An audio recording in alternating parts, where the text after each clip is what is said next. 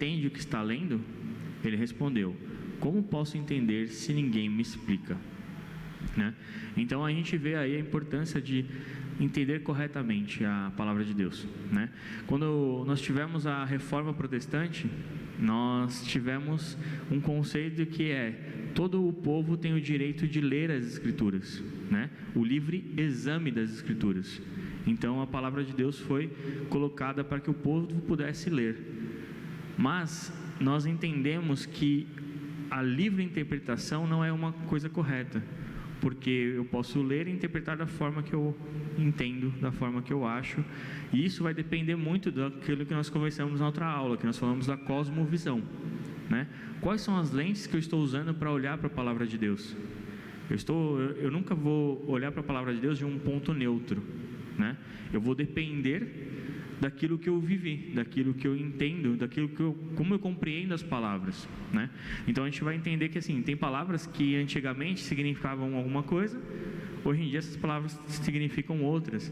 E o que vai definir esse significado das palavras? Como que eu vou chegar ao real sentido dessas palavras? Então esse é o estudo da exegese e da hermenêutica, né? Aqui a aula é a exegese e a hermenêutica juntos, tá? Mas como a exegese acaba sendo uma ferramenta da hermenêutica, então a gente colocou como hermenêutica, como guarda-chuva principal. Mas nós temos isso também muitas vezes em palavras soltas, né? Você pega a palavra manga. Manga pode ser uma fruta, pode ser a manga de uma camisa, ela pode ser uma peça de carro, ela pode ser diversas coisas. Então, o que vai determinar para mim o que significa essa manga? O que é? É o contexto. Aquilo que está ao redor que vai nos mostrar qual que é o sentido, né? Eu não vou falar para você: pega essa camisa aí para mim comer a manga dela. Não, né? Ou vai, né? Dependendo, né? Um exemplo muito tosco, desculpa que eu vou dar esse exemplo, pessoal, mas eu trabalho com marketing, né? E na minha época, eu posso falar já assim, é na minha época, porque o tempo está mudando muito rápido, né? Na minha época eu falava que eu ia fazer um job. Hoje em dia, se eu falar que eu vou fazer um job, pode ser mal interpretado. Né? O job hoje em dia tem outro sentido, outra conotação, né? Ah, sim, é verdade. Então, esse sentido, a palavra ela muda de sentido conforme o tempo vai passando, né? Então nós precisamos ter a interpretação entender o sentido da palavra é uma ferramenta que a gente vai ter dentro da hermenêutica. Amém? Próximo. Então, regras fundamentais da hermenêutica. Contexto, baseado nos contextos primeiro. Contexto é fundamental. Contexto histórico, compreender o período em que o texto foi produzido, os costumes e as crenças da época. Um exemplo aqui que a gente pode tomar é quando você vê na palavra de Deus ali escrito, eles cingiram os seus lombos. Cara, o que é cingir o lombo? Alguém sabe o que é cingir o lombo? Cingir os lombos, né? Quando a palavra de Deus ali é tomar o couro no lombo, né? Não, o cingir o lombo naquela época era o quê? Eles pegavam, e quando eles precisavam correr ou lutar, eles pegavam as túnicas, eles amarravam ela no ou na cintura, para que eles pudessem, né? Se não vai correr, já tentaram correr de vestido? Eu não, porque eu nunca usei vestido, né? Mas então era exatamente isso. Eles amarravam. Então, pra gente, como que eu vou interpretar isso? Eu preciso entender o contexto. Ou então você passa por cima e esquece que tem aquilo lá, né? Ou você entende que você vai tomar uma surra, mas é melhor não. Então, esse é um contexto que a gente pode. A pessoa está se preparando para algo. Então, cinja o lombo. Me fugiu aqui o exemplo que eu ia dar sobre isso, mas depois eu recupero ele e coloco, né? Quando Jó se encontra com Deus e Deus fala para ele: Jó, cinja seus lombos, nós vamos conversar. Literalmente, praticamente Deus chamou Jó para treta, né? Se prepara, Jó, porque agora a gente vai entrar numa batalha, né? Então era mais ou menos isso, lembrei. Contexto literário: analisar o gênero do texto, poesia, narrativa, ensaio, sua estrutura e seus elementos estilísticos. Isso é uma outra coisa aqui que atrapalha muito a vida de muita gente e faz com que as pessoas usem textos fora de contexto com muita facilidade. Eu coloquei esse exemplo na apresentação, mas eu vou dar ele agora para ficar mais fácil da gente entender. E depois a gente vai ter a gente vai expandir esses assuntos daqui a pouco. Mas aqui a gente pode colocar: ensina o seu filho no caminho que ele deve andar, e quando crescer não se desviará dele. Esse texto fala, ele é o quê? Ele é profético? Ele é uma constatação? Ele é literário? Né? Muita gente usa esse texto como profético. Então, na hora da pregação lá, o pastor vira e então ensina a criança o caminho que deve andar. Pega isso para você, irmão, pega essa profecia agora. Só que ele não é um texto profético. Ele é um texto de sabedoria, ele está em Provérbios. Provérbios são textos de sabedoria. Então, quer dizer, se eu ensinar meu filho desde pequeno o caminho que ele deve andar, as chances dele se desviar quando for maior são muito menores do que se eu não ensinar nada para ele, correto? Porque assim, eu já vi casos de mães que estavam arrasadas porque os filhos estavam desviados e a mãe achava que a culpa era dela, né? Inclusive o filho que morreu desviado. Eu falo, mas como assim? Meu filho morreu, eu tinha uma promessa, né? Então, o que eu fiz de errado? Será que eu não ensinei corretamente? Será que eu não fiz? E toma um peso para si que não é verdadeiro. Cada um vai fazer as suas escolhas, cada um vai seguir o seu caminho. Mas as chances de uma criança que aprendeu desde o começo se desviar é muito menor. Amém? Então, isso a gente pode tomar vários textos que usam como na parte financeira, que se você fizer tudo direitinho, vai dar certo. E quando você faz tudo direitinho e não dá certo? A Bíblia errou? Ou errou quem interpretou mal a Bíblia falando que se você fizesse aquela cartilha, se você cumprisse todos os passos bonitinhos, você ficaria rico? Eu já vi muita gente que acordava muito cedo, né? Você tem um texto lá que se você acordar cedo, se você se dedicar, você vai prosperar. Eu já vi muita gente que acordava cedo, era fiel à palavra, era justo, e no final foi sem ter muita coisa.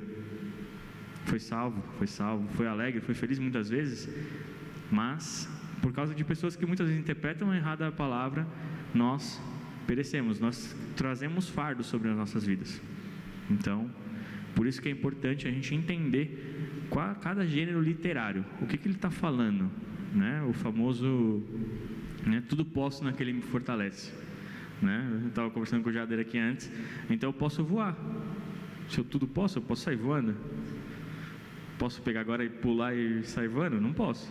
Posso? Alguém consegue voar aqui? Não? Ninguém conseguiu ainda? Então, na verdade, é um texto, é o que a gente falou, tirado de contexto, né? Porque Paulo está falando ali sobre as provações que ele estava passando. Então, tudo eu posso suportar naquele que me fortalece. Então, para a gente ver como que essas coisas elas atrapalham bastante. Contexto cultural. Eu falei contexto cultural já? Já falei, né? Cultural? Não. Considerar os valores e as normas da sociedade em que o texto foi criado, né? Então, você entender as normativas da época também são muito importantes, né? Vou pegar um exemplo aqui, ali de Coríntios, quando Paulo está falando que as mulheres não devem cortar os cabelos quando forem entrar para poder se apresentar a Deus. Qual que é o contexto daquilo? Então agora vamos voltar para aquela época, ninguém mais pode cortar o cabelo, cabelão até o meio das costas, não pode usar brinco, não pode usar maquiagem, né? É uma má interpretação, porque aquilo, Paulo estava falando em qual contexto? Em Coríntios, as mulheres que rapavam a cabeça ou que cortavam o cabelo, elas eram prostitutas cultuais, elas eram meninas do job da época. Exemplificando o exemplo anterior, né? Então, havia uma relação. Então, para que aquilo não fosse tomada aquela conotação, então você se abstinha daquilo para que você pudesse viver de uma forma mais coerente, né? Não quer dizer que cortar o cabelo, o pecado estava no ato de cortar o cabelo, ou era um pecado, mas aquilo não devia ser feito para que não houvesse confusão entre aquilo que está sendo feito. Amém?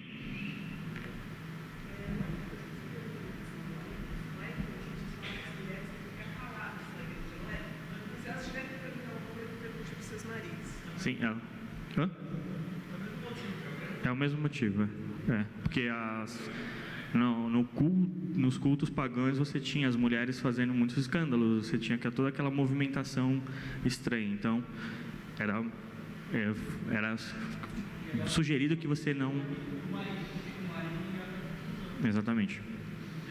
Então, pergunte para o seu marido para que não seja confundido, entendeu? É bem essa questão da confusão entre... Amém? Entendido? Próximo, contexto linguístico. Desculpa, próximo que eu vou ler. Desculpa, Bruno. Contexto linguístico.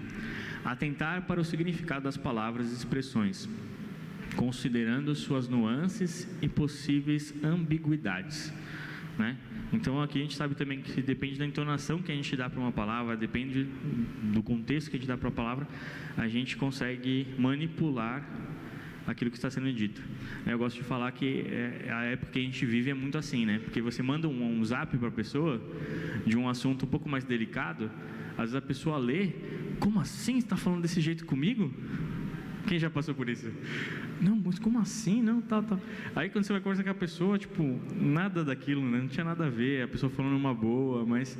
Porque como você não consegue interpretar o tom da pessoa, muitas vezes a escrita não passa toda a informação, né? Eu já vi muitas vezes isso acontecendo. Então, o tom, muitas vezes, dessa linguística, ela é muito importante. Então, é um exemplozinho aí pra gente. Agora, próximo, por favor, Bruno. Agora, o próximo de verdade. Intenção do autor. Buscar compreender o que o autor pretendia comunicar. Qual era seu objetivo ao escrever o texto. Então, aquilo que a gente falou sobre Paulo, né? Sobre quando ele fala que tudo posso naquele que me fortalece, está muito dentro disso. De o que ele estava querendo falar com aquilo. Não só aquilo que está escrito, mas por que ele está falando aquilo. Ele falou aquilo porque ele estava passando por um momento de dificuldade, por um momento que ele precisava que Deus o fortalecesse para que ele pudesse passar por aquilo. Então, a gente tem uma intenção naquilo. Você tem no contexto, né? É engraçado que tudo que a gente... Contexto. Considerar o público-alvo do texto e o impacto que o autor desejava causar, né? Mais uma vez, como a gente falou de Coríntios, eu preciso entender qual é a realidade daquelas pessoas para que eu possa entender o que Paulo estava querendo falar. Então, a realidade, a quem está recebendo essa mensagem é muito importante, né? Colocar um exemplo meio chulo, não sei se isso seria pesado, mas no Brasil você tem lugares que o pão francês chama pão francês, pão de sal, cacetinho, né? Então você tem várias nomenclaturas. Depende do lugar que você falar o cacetinho, a pessoa pode se ofender, né? Então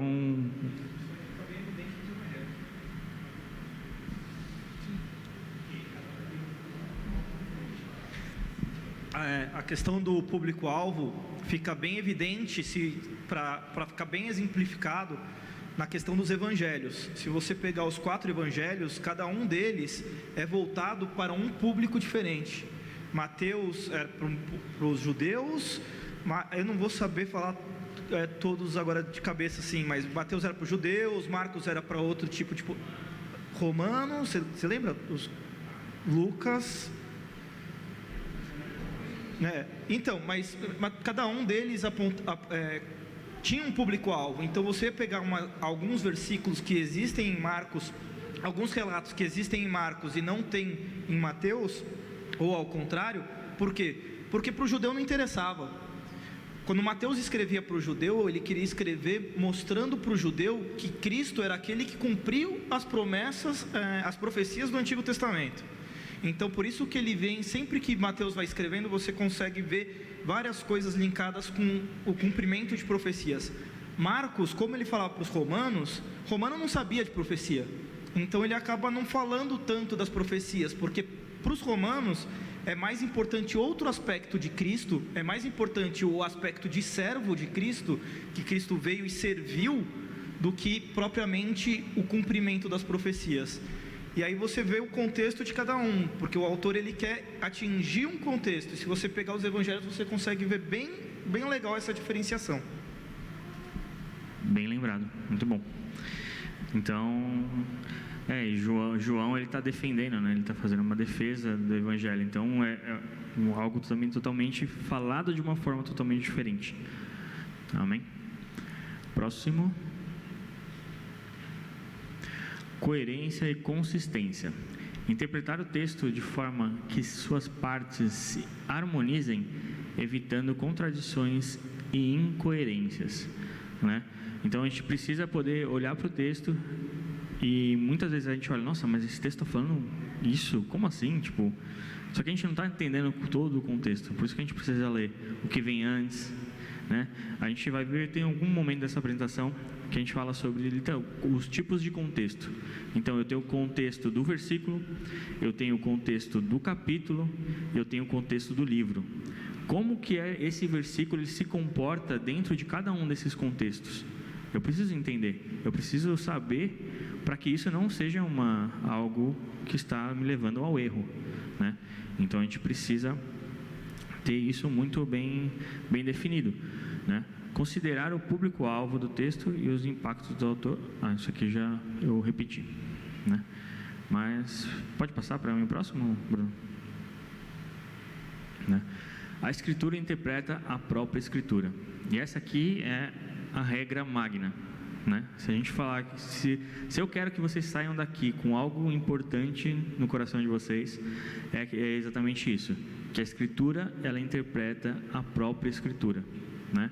Se eu tenho dúvida de algum texto, eu preciso estudar o restante da Escritura para que eu possa entender como ele se encaixa naquela situação, né?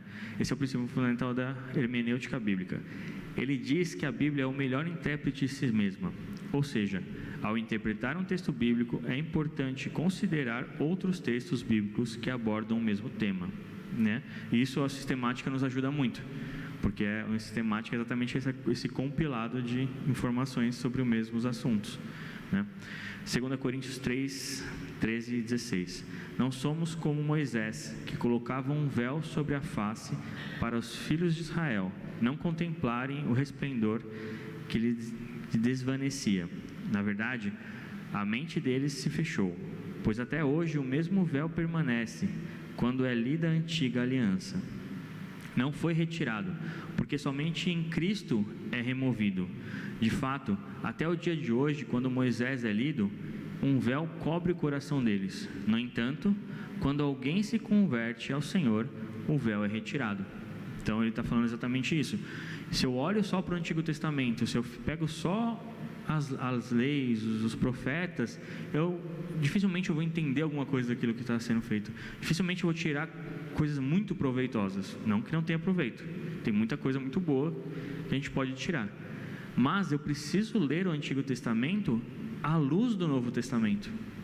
Porque o Antigo Testamento ele aponta para algo, né?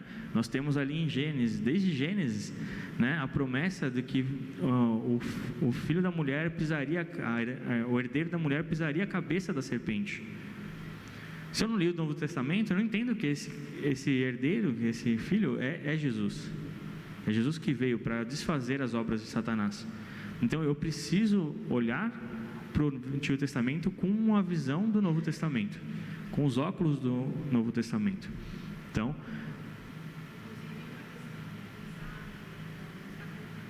sim, inclusive assim, ele colocou aqui que nós temos nos personagens do Antigo Testamento, muitos deles que eram tipos de Jesus. Eu acho que eu falei um pouquinho de tipo no passado. O tipo é aquilo que mostra aquilo que vai vir, né? É uma pequena demonstração do que viria, né? Então nós temos José, nós temos Isaac, Moisés, Abraão, todos eles de alguma forma na sua história apontaram para Jesus. Então, só que se eu não conheço Jesus, eu não estou apontando para lugar nenhum, né? Então, tanto que os judeus tinham muito claro que assim, a salvação para os judeus vem pelo quê? Pela fé naquele que viria, né? No Antigo Testamento. Nós cremos que a palavra fala, né?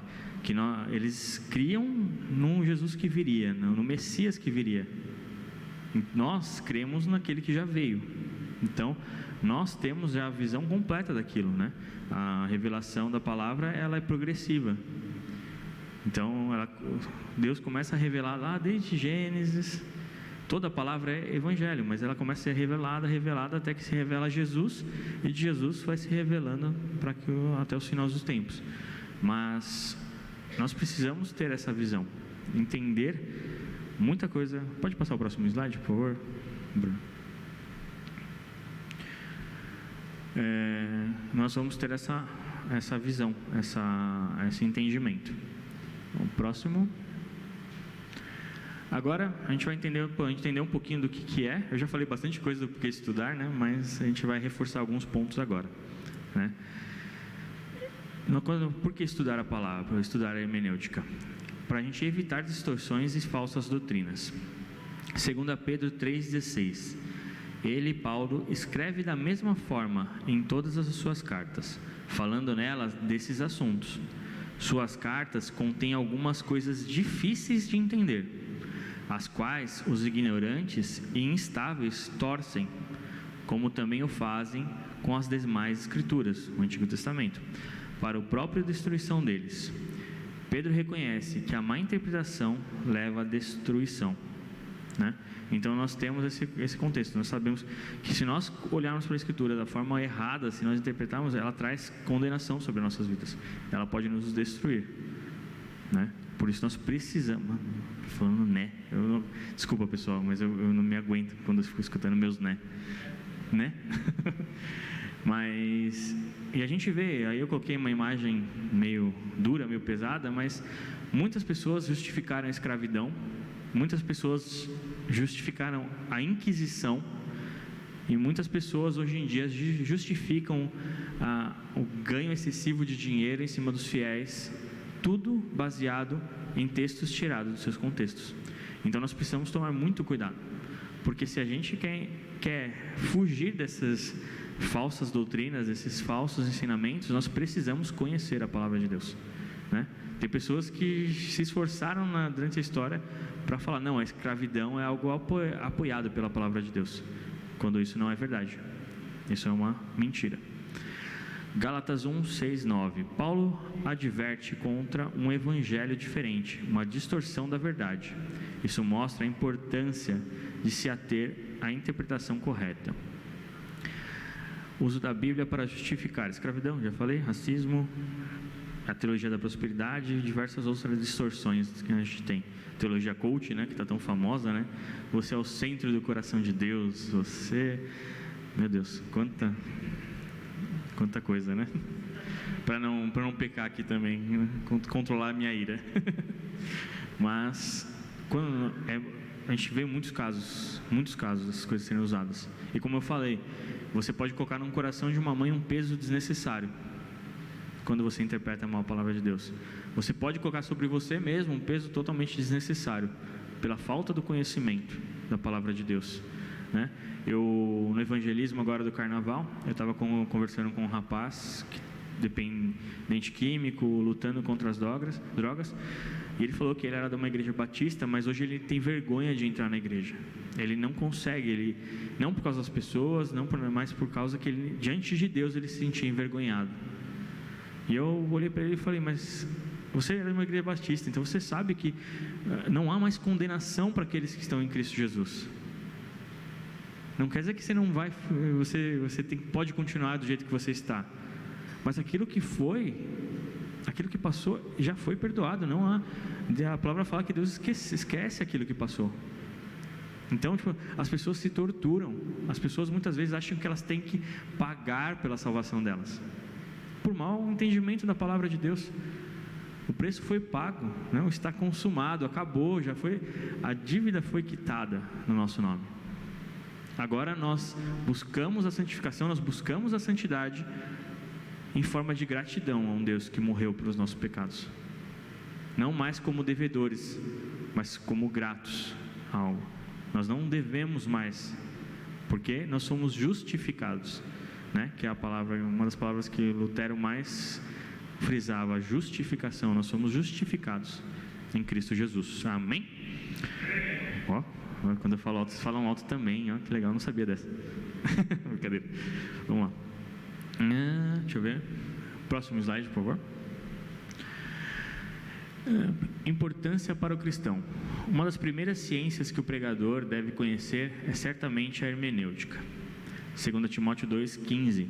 Procure apresentar-se a Deus aprovado como obreiro que não tem do que se envergonhar, que maneja corretamente a palavra da verdade.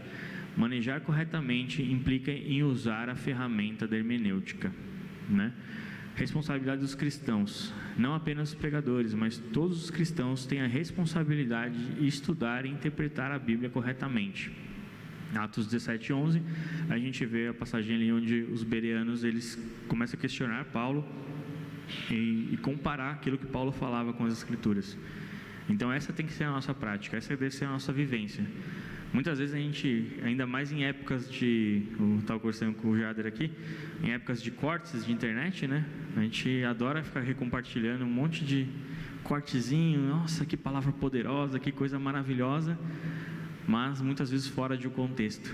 E não que a palavra de Deus não tem coisas maravilhosas, e esses cortes muitas vezes não no sentido, na intenção não estão errados. Muitas vezes não, eles não estão errados, mas muitas vezes eles estão tirando de contexto para afirmar aquilo que eles querem falar. Aí entra um pouco da preguiça, porque se ele conhecesse mais a palavra de Deus, ele teria outros textos mais adequados para afirmar aquilo que eles estão afirmando. Então,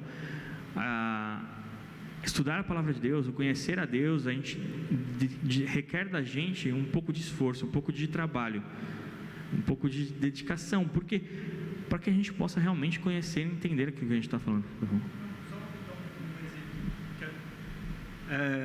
Quer ver uma coisa interessante? Aqui ninguém acredita em signo, né?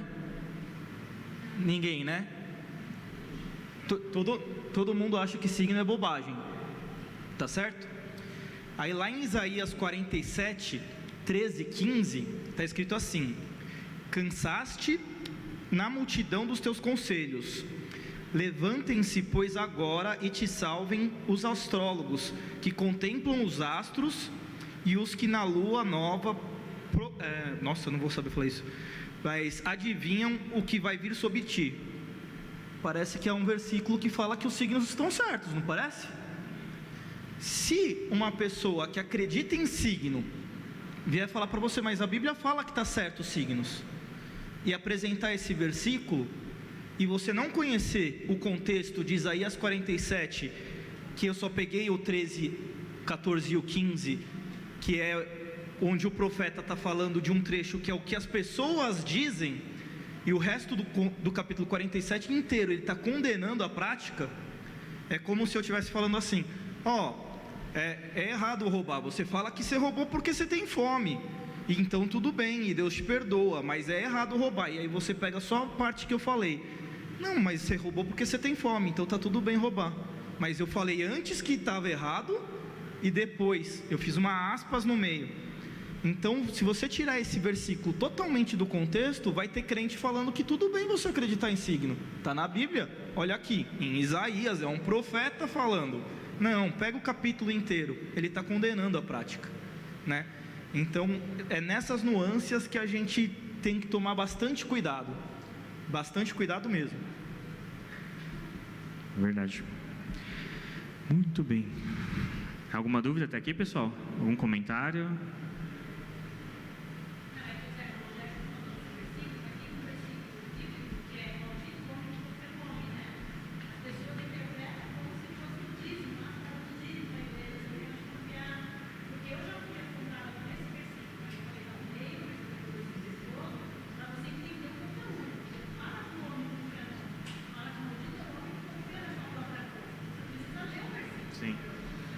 Sim, verdade. né? Pessoal, só para quem não ouviu direito, mas maldito o homem confia no homem. Então muita gente usa assim: eu vou dar meu dinheiro para esse pastor aí, eu não sei o que ele vai fazer com o meu dinheiro. Maldito é o homem que confia no homem. Como eu sei que ele vai fazer algo? Mas não é sobre isso que ele está falando. O sentido do texto é muito mais daquele maldito aquele que se confia em si mesmo, né? Esse é o sentido correto. Muito bem lembrado. Alguém mais? Alguém aí? Não. Próximo, por favor. Hermenêutica e a interpretação da palavra de Deus. Importância para a Bíblia. A Bíblia é um texto antigo, escrito em línguas originais: hebraico, aramaico e grego, em culturas muito diferentes da nossa, e ao longo de um período extenso. A hermenêutica bíblica fornece um conjunto de princípios e métodos para superar a distância entre o autor bíblico e o leitor moderno.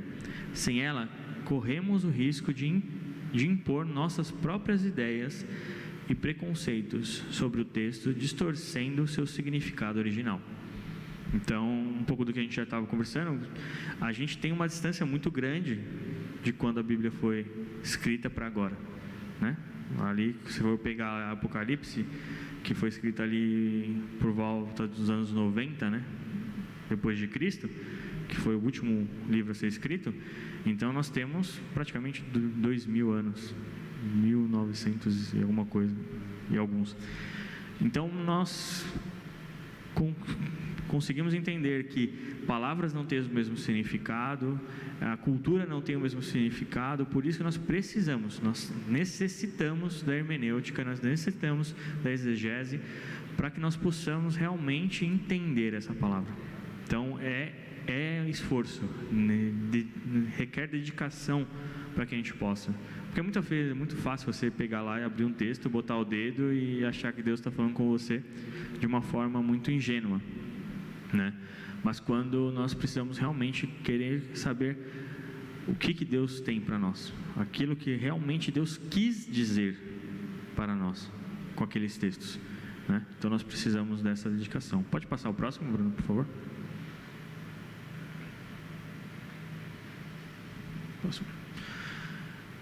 Ela nos ajuda a entender o que o texto significou para os seus destinatários originais, discernir o que o texto significa para nós hoje e aplicar o texto de forma relevante e fiel, né? Então a gente tem aqui 3 pontos que eu poderia chamar eles aqui de análise, né? Discernimento e aplicação. Então eu leio o texto, eu trabalho em cima do texto, eu vou buscar os significados corretos do texto, então eu aplico esse texto à minha vida. Então nós precisamos dessas ferramentas. Então, como nós estamos aqui com um grupo de liderança, você precisa saber fazer isso também para que você possa liderar as pessoas que estão abaixo de vocês. Então, nós precisamos ter essa consciência de que pessoas também dependem da forma que nós interpretamos a palavra de Deus, da forma que nós dedicamos a palavra de Deus, né? Então, porque isso aqui, hermenêutica, normalmente a pessoa vai estudar só quando ela vai pregar. Eu quero virar um pregador, quero virar pastor, então eu vou estudar hermenêutica. Mas como a gente falou anteriormente, isso aqui é para todo cristão. Todo cristão precisa saber fazer uma boa hermenêutica, né? Não estou falando que você vai pegar milhares de livros, abrir ali os seus tratados teológicos, suas sistemáticas. É muito gostoso de fazer. Quem nunca fez, recomendo. Pegar suas bíblias de estudo, seus comentários bíblicos. Só aí já tem uns 10 livros na mesa já. Mas as versões da Bíblia, você pega 3 versões, NVI, NTLH, você pega a Vida, você pega a Viva, você pega a versão em hebraico, grego. É uma delícia fazer isso, para quem gosta. Comentários bíblicos. Mas não necessariamente a gente precisa ir até esse ponto. Lógico, se a gente for realmente fazer uma pregação, é o mínimo que você tem que fazer. Mas para o seu dia a dia, para o seu entendimento da palavra de Deus, basta você conhecer pessoas sérias, que amaram a palavra, que se dedicaram a isso e tem uma boa Bíblia de estudo. Você já consegue boa parte disso numa boa Bíblia de estudo. Sim, já comentou aqui, tem um comentário bíblico Halley. Na próxima aula eu vou trazer algumas referências de materiais que a gente pode usar para isso. Mas tem muito material que a gente pode usar e buscar e abençoar as pessoas.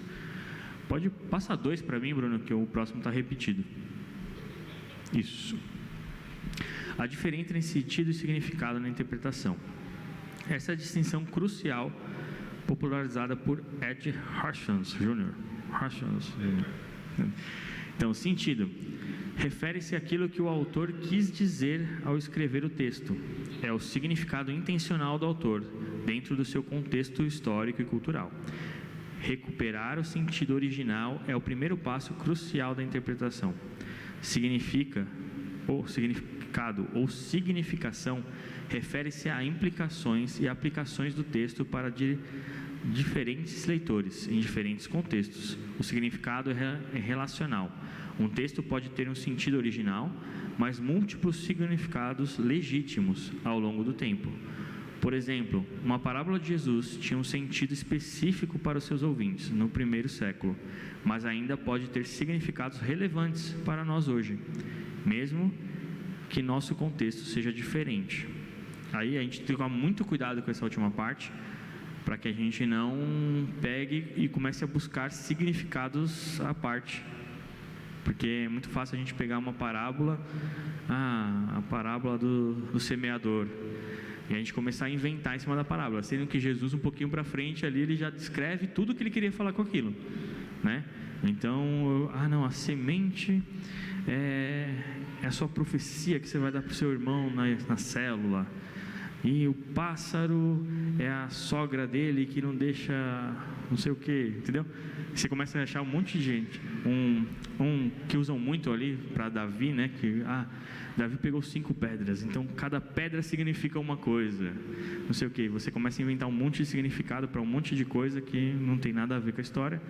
Na verdade, simplesmente a história de Davi e Golias mostra que Deus é soberano e poderoso e fez com que um jovem derrubasse um inimigo muito mais poderoso que ele. É a glória de Deus que está sendo evidenciada. O Jader falou que ele só pegou 5 pedras porque ele confiava em Deus, mas não confiava na própria pontaria dele. Vai que erra.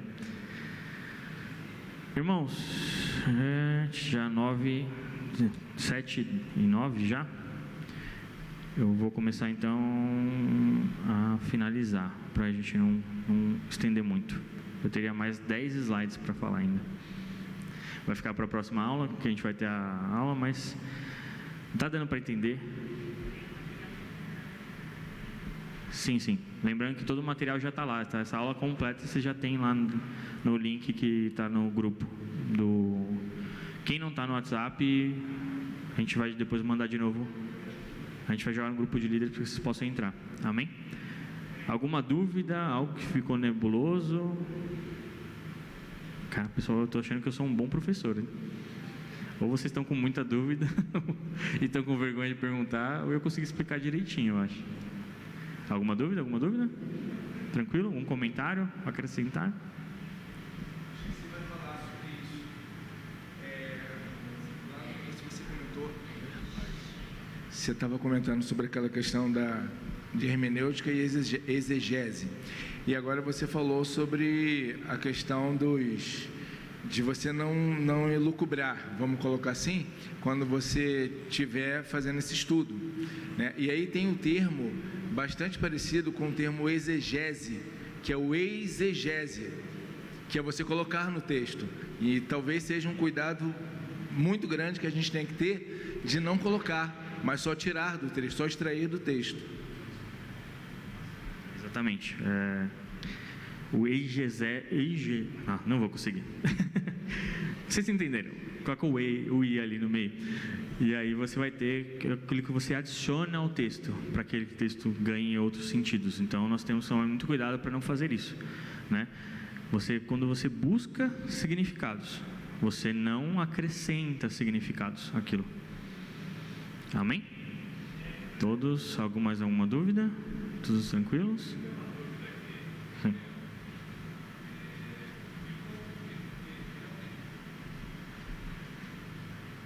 Você está mostrando para nós aqui, realmente faz sentido, né? A hermenêutica, você vai estudar, você vai buscar informação e realmente você vai falar o correto com relação ao que está ali, né?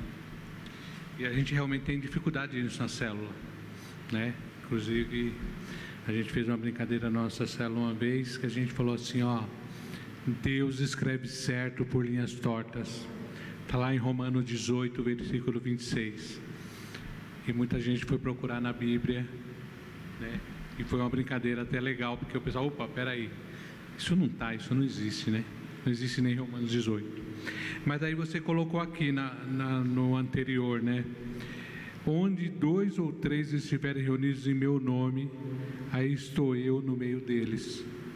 Foi interessante que eu falei, aí fecha parênteses, né? Que é um exemplo de hermenêutica, correto? Aí está lá, ó, não se refere a reuniões comuns de oração, mas no contexto de disciplina na igreja. Quer dizer que eu tenho que... Sim, a gente vai entrar nisso. Esse texto exatamente que estou falando aqui, onde 2 ou 3 estiverem reunidos, ali eu estarei. Para a gente dizer isso. Eu acho que agora eu não lembro o que eu ia falar sobre isso. Depois eu vou pegar e olhar direito o material. Agora minha cabeça não está. Tá bom? Mas foi esse texto que eu coloquei? Deixa eu abrir aqui.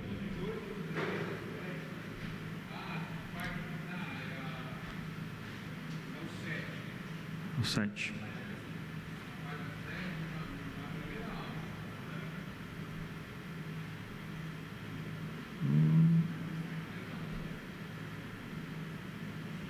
Eu vou encontrar depois eu explico direitinho, porque eu não lembro o que eu queria falar com essa parte. Eu acho que talvez eu possa ter colocado o texto errado, talvez. Porque eu lembro que eu coloquei também o texto onde fala que tudo que você... eu vou errar se eu tentar imaginar. Sim. Sim.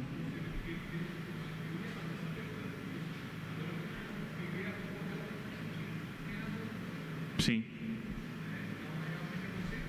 Pegar todo o sentido, né? Você não... desculpa que minha mente hoje está bem... Mas depois eu vou olhar direitinho onde eu coloquei e eu passo direitinho. Mais alguma dúvida?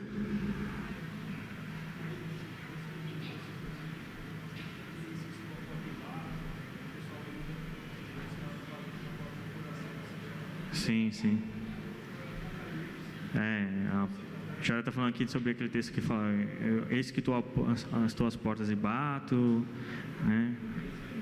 Então, quando Jesus está falando de um contexto apocalíptico, que Ele está voltando, não que Deus está batendo na porta no seu coração para você aceitar Ele, né? Então, tudo isso a gente precisa ter muita clareza dos contextos. É um sentido bonitinho, é um sentido legal, mas não é aquilo que o texto está querendo dizer. Eu tenho outras ferramentas para falar isso que não esse texto. Amém? Acho que é isso, né, pessoal? Pessoal, vamos orar aqui para encerrar. A gente junta aqui na frente, faz uma foto e a gente termina de comer o que tem, limpa o que nós bagunçamos e vamos nos despedir em paz.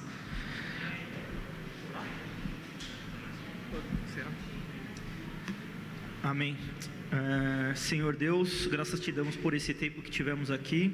Muito obrigado pela vida do Gabriel, que dedicou tempo, dedicou estudo, colocou o joelho no chão, orou, porque sabemos que não é fácil, principalmente quando nós nos dedicamos a fazer a sua obra, Pai. Muito obrigado por cada um que esteve aqui, cada um dos irmãos que dispôs do tempo para vir aqui, para aprender um pouco mais, e que nós viemos aqui para aprender um pouco mais, para que possamos cada vez mais servir aos nossos irmãos e sermos mais parecidos contigo, Pai. despede cada um de nós aqui, que nós em paz, que nós possamos aprender cada vez mais para que possamos ser mais parecidos contigo e para que possamos ensinar os outros também, Senhor. No nome santo do Senhor Jesus, amém. Fotinho e bora.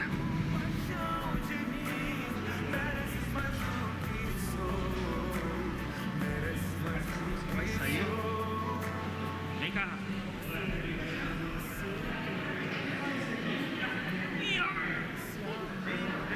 Vamos tirar a foto, pessoal. Vem pra foto, vem pra foto, vem pra foto. Vem pra foto. 3, 2. Ah, pessoal, vem pra foto. Tira foto. Ah, abacá? Sim.